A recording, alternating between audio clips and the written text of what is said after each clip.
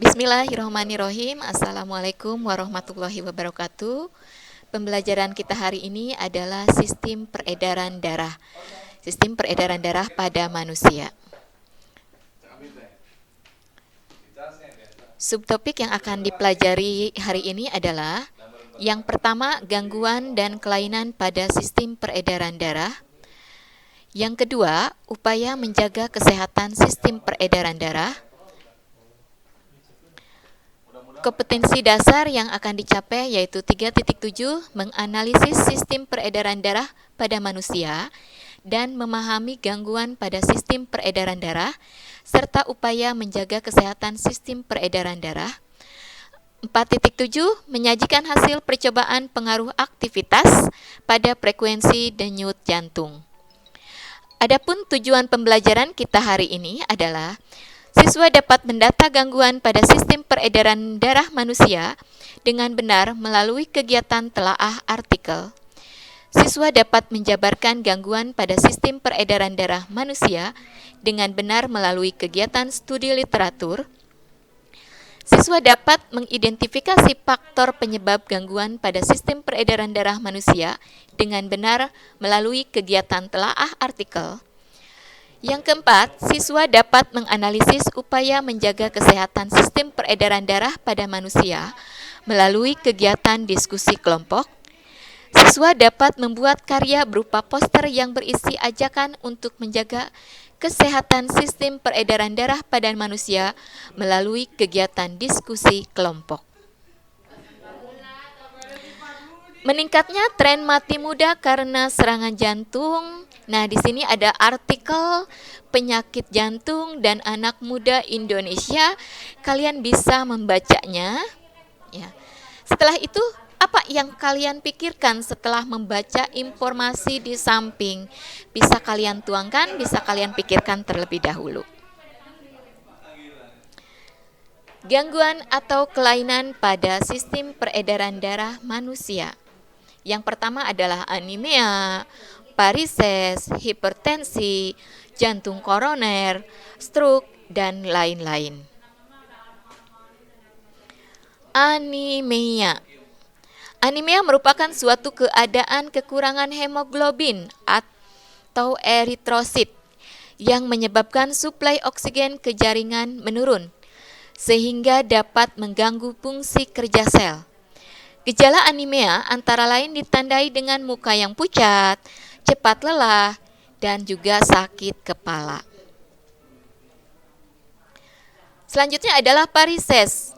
Nah, ini varises bisa kalian lihat mungkin pada bapak-bapak atau ibu-ibu ya di bagian kakinya ya, di mana pembuluhnya yang berwarna biru itu terlihat menebal di permukaan kulit. Ya. Varises ini adalah suatu keadaan di mana pembuluh darah balik pena mengalami pelebaran atau terpuntir yang disebabkan oleh adanya penumpukan darah di dalam pembuluh tersebut. Varises ditandai dengan pembuluh pena yang berwarna ungu atau biru gelap dan tampak bengkak atau menonjol. Varises dapat terjadi di seluruh pembuluh pena dalam tubuh.